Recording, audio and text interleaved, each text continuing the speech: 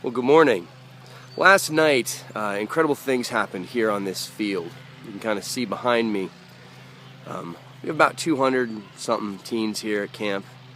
And last night, I think about 200 and something teens went to confession. Pretty cool night. You had priests set up here on chairs, tiki torches next to them so everybody could see where they were. And you just lined up to receive the grace of confession, to be set free. And in a sense, what they lined up to do is to throw off all of the lies about who they are and step into the reality about who they are. Sometimes we are so convinced that our sin is what defines us, that it's what is real in our lives. And that's just a lie. The reality is the sin doesn't define us. The sin is something that was thrown over the truth of who we are. We talked the first night, you're created in the image and likeness of God. That is the truth of who you are. You are a walking, talking icon of the Lord, filled with the glory of God. You are meant to reflect God's glory. Sin comes in. The devil comes and he whispers lies, deceit. So often our sin comes from a place where we just don't trust God. We decide we kind of have to be God for ourselves. We have to start writing those rules. It comes from a place of injury or wound where maybe life didn't go the way it was supposed to. And something really did happen. A wound really took place.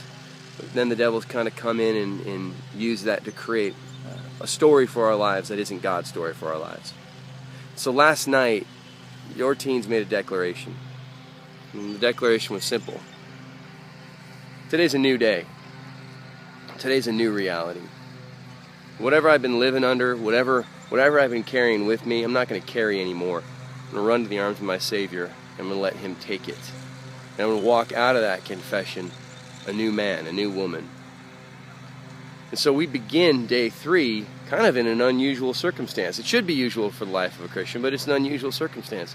We are almost entirely a community of grace. Almost every single teen here is in a state of grace. They are like a beautiful new creation. And so we have great expectation for the rest of this week that God is just going to break forth into their lives. He's going to start moving, and deep conversion is going to start happening. Of course, it'll be a lot of fun. We're going to do ropes, high ropes, low ropes, whitewater rafting, all that good stuff. But so for you at home, I just really ask that you would just be intentionally praying for your young people. Just really intentionally asking that God would just continue to speak even louder and louder into their lives, that the confession of last night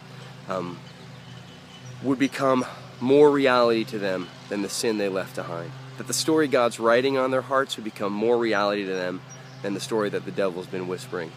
You have some incredible young people here, and I can't wait to see the glory that God will reveal through them. Challenge for you, though, confession isn't just for your young people. If you haven't been to confession in a while, dear Lord, why not? Well, yeah.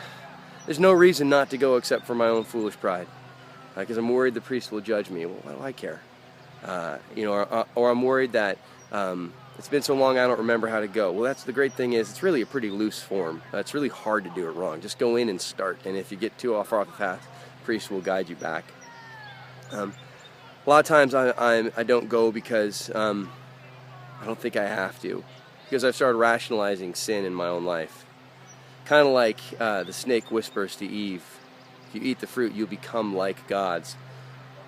Sometimes I stay away from confession because I've decided that my truth for the world is bigger than God's truth for the world. We're horrible gods.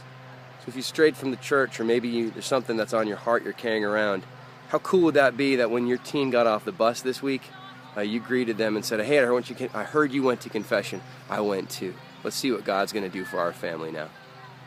Well, that's it for our update. We'll see you again tomorrow. God bless. Keep praying for us. We'll be praying for you.